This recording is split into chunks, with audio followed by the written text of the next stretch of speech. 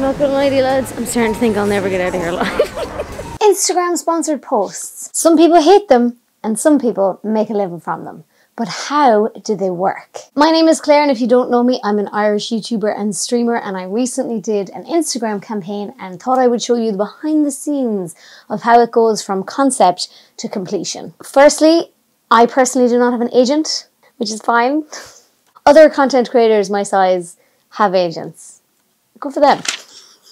Sometimes brands reach out to me directly to sponsor a piece of content, and sometimes I use apps to apply for various different campaigns. This app that I got this particular sponsorship through, it was actually my first time using the website. That will be important later. Panic stations, panic, panic, panic, panic, panic. Step 1, get the product. I have to go to IKEA today. So come with me to IKEA. This video is not part of the sponsorship, just FYI. Okay, so I'm in here with blinkers on, okay? I'm only here to get plants, that is it. So the brief is really like open-ended. It's just get a few plants and transform a space in your house. I haven't decided what I'm going to do up in my house yet. I think I'm actually going to decide based on what plants I can find. Love when brands are like letting you do whatever you want and they're not super prescriptive.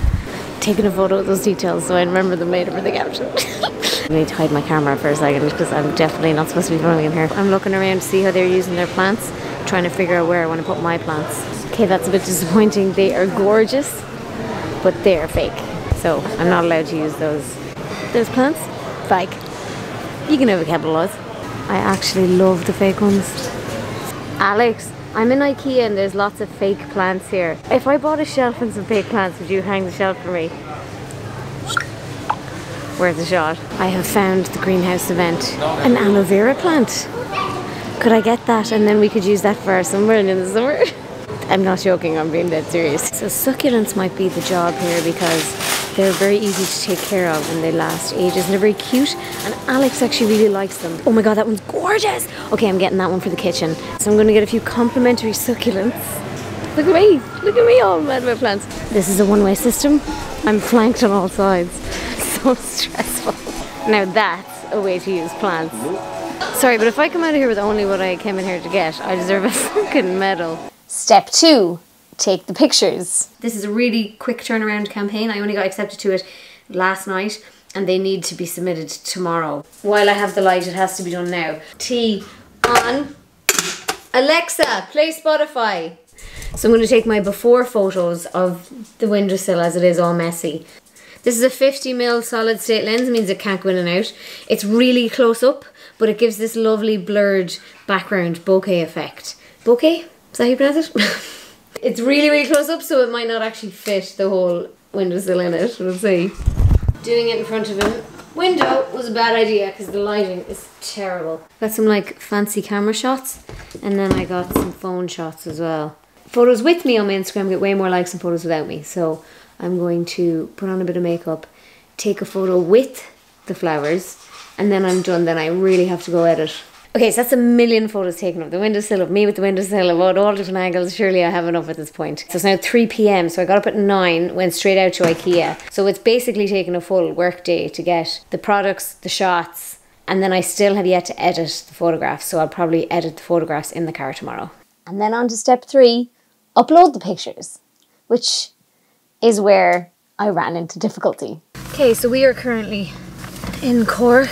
We're travelling around for a week to shoot videos, so I need to upload it now. Let's get them uploaded and then I can relax and we can go back to doing what we were doing. Quite lucky that we're in Kinsale and Kinsale has town Wi-Fi. Poor Alex just having to find something to keep him busy. So I basically got this email that was like, you are past your deadline for submitting the campaign, and I was like, what are you talking about? It's not closed business yet.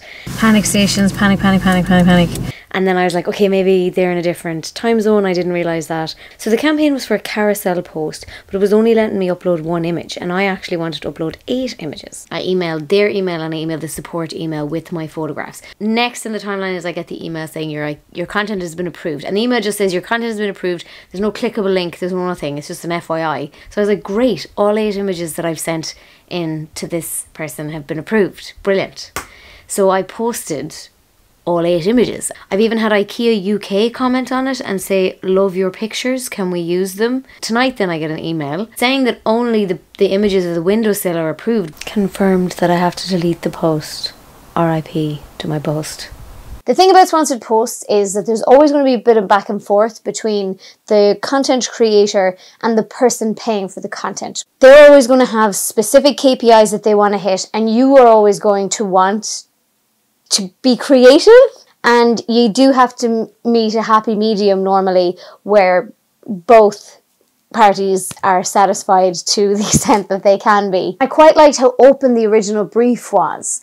Transform a space in your house. You can interpret that any way that you like. However, in this case, the brief was so open, it left me so much room for creativity. Aside from the minor hiccup, which was literally just caused by me being a new user on the website, the brief would have gone totally smoothly, totally swimmingly. In terms of payment, this was the best paid Instagram sponsorship I've ever done. I can't tell you the exact figure, but what I can say is that I received the amount that I would normally charge for a sponsored YouTube video. I'm really excited to try and get more campaigns through this website. I hope you enjoyed that little peek behind the curtain on sponsored Instagram posts. And if you want to peek behind the curtain on YouTube ad revenue, you could watch this video right here. Slán, slán.